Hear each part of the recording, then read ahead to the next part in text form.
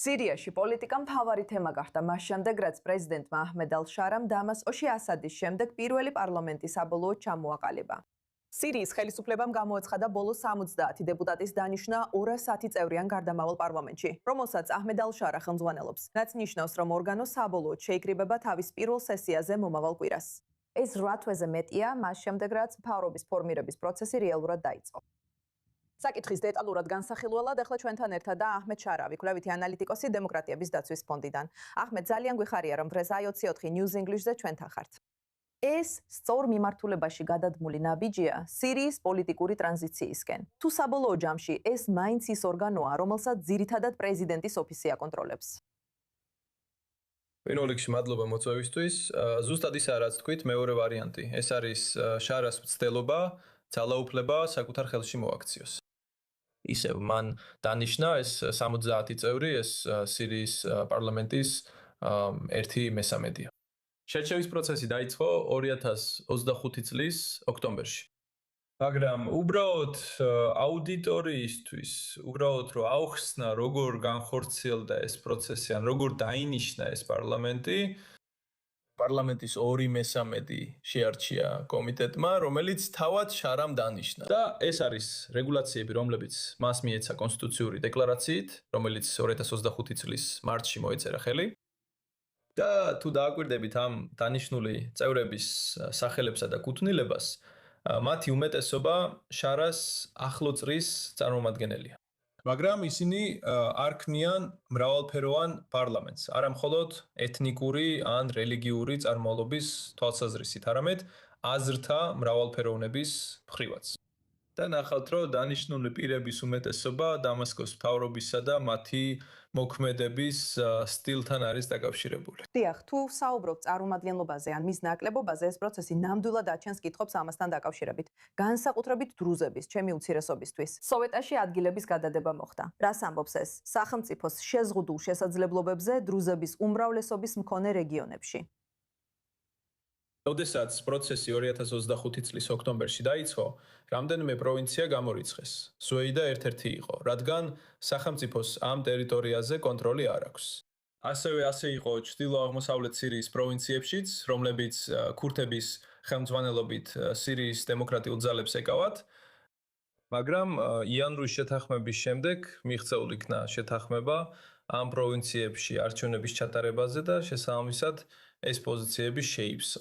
მაგრამ სუეიდა კлау კითხვის ნიშნის ქვეშ რჩება. და ვფიქრობ, ბევრმა ადამიანმა იფიქრა, რომ შარა დანიშნავდა მეტ დრუს და სუეიდადან პირებს, რათა ეს ხარვეზი შეევსო. მაგრამ ჩანს, რომ მთავრობა გააგრძელებს არჩევნების გადადებას ამ რეგიონში. თუმცა სუეიდადან 2 პირის დანიშნა მაინც მოხდა. ერთი ბედუინია, მეორე კი დრუზი.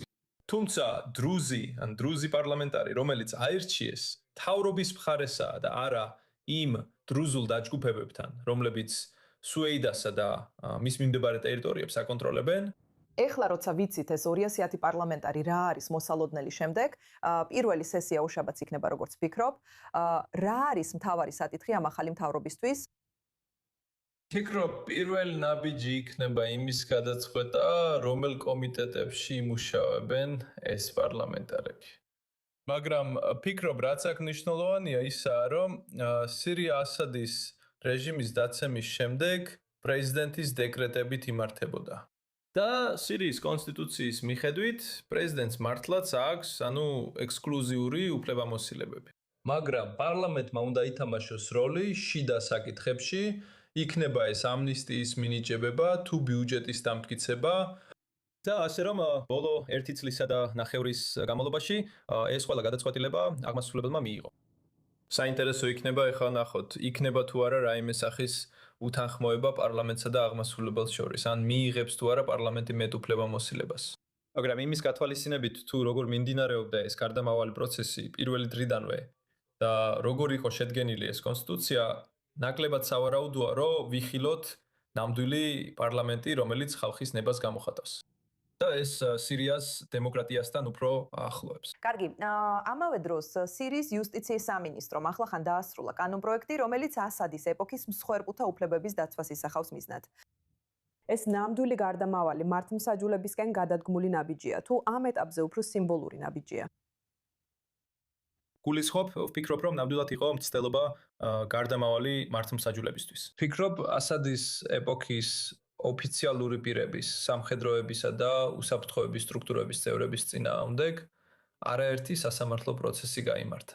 მაგრამ ამავე დროს, თუ დააკვირდებით, რამდენად შემწყნარებლობას იჩენს სირიის მთავრობა ასადის ეპოქის ზოგიერთ ბიზნესმენისა და იმ ოფიციალური პირების მიმართ, ვისგანაც სარგებელს ელოდება, იქნება ეს ფინანსური თუ სხვა, მაშინ უკვე ხედავთ განსხვავებას ან სულ მცირე შეუსაბამობას გარდამავალი მართლმსაჯულების მიღწევაში. და სირიის მოსახლეობას ამ კონკრეტულ საკითხთან დაკავშირებით, გარდამავალი მართლმსაჯულების ნაკლებობის გამო, ბევრი პრეტენზია და კრიტიკა აქვს გამოთქმული. რა თქმა უნდა, ეს არის ყვა, რადგან გარდამავალი მართლმსაჯულების არარსებობა ნიშნავს, რომ ხალხი დაიწყებს საკითხების დამოუკიდებლად მოგვარებას. და უკვე ვნახეთ მკვლელობები ასადის რეჟიმის წევრებისა და უსაფრთხოების ძალების წინააღმდეგ ბოლო 1 წლისა და ნახევრის განმავლობაში. კიდევ ერთხელ, ჩვეულებრივი ადამიანები საქმეებს თავად აგვარებენ და ეს არ არის კარგი გზა სტაბილური ან უსაფრთხო სახელმწიფოს ასაშენებლად. დიახ, ეს ნამდვილად კარგი საფუძვლის ნიშანი არ არის. აჰმედ შარავი, ძალიან სასიამოვნოა თქვენი მოსაზრების მოსმენა იმის შესახებ, რა ხებ რაც ახლა სირიაში ხდება. დიდი მადლობა, რომ ჩვენთან იყავით. გვალობთ.